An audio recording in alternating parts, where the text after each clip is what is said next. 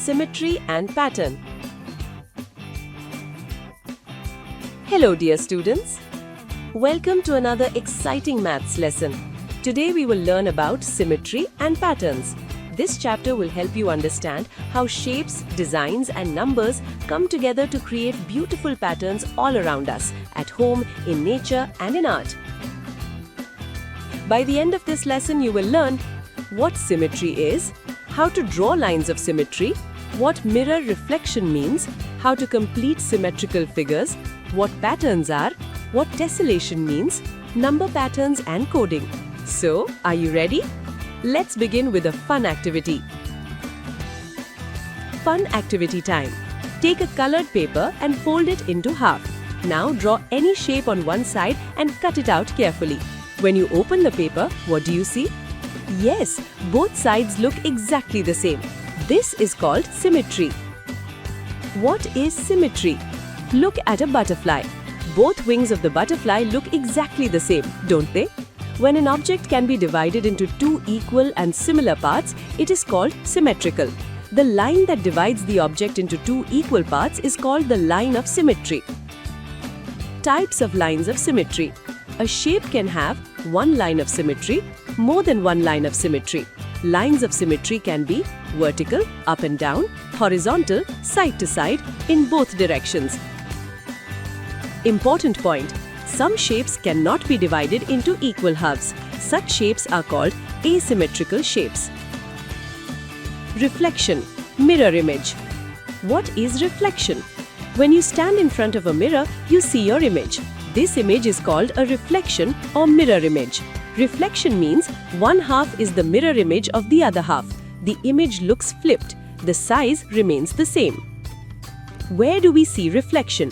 In mirrors, glass, water, shiny surfaces. Completing symmetrical figures. Sometimes only half of a figure is given. To complete the figure, observe the line of symmetry carefully and draw the same shape on the other side. This helps us create a complete symmetrical design. Well done!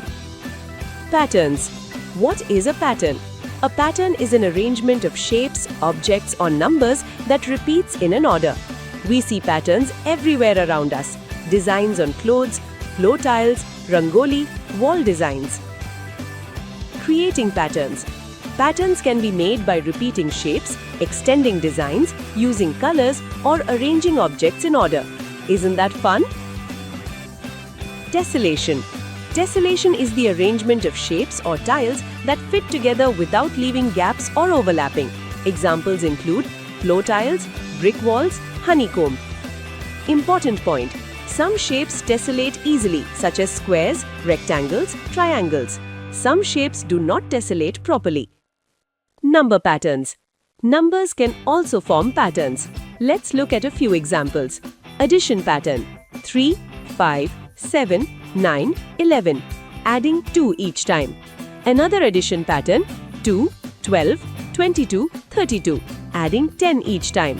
Subtraction pattern. 100, 96, 92, 88. Subtracting 4 each time. Multiplication pattern. 200, 400, 800, 1600. Multiplying by 2. Division pattern. 3125, 625, 125, 25. Dividing by 5. Great thinking! Coding and decoding. Sometimes information is kept secret. It can be written in a code using numbers instead of letters. Each letter has a number. A equals 1, B equals 2, C equals 3, ... and Z equals 26. Example, welcome. W equals 23, E equals 5, L equals 12, C equals 3, O equals 15, M equals 13, E equals 5.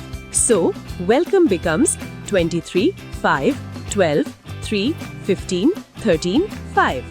Amazing, right? Nature and symmetry. Many things in nature are symmetrical. Butterflies, flowers, leaves, fish. Symmetry makes nature beautiful and balanced. Real life importance.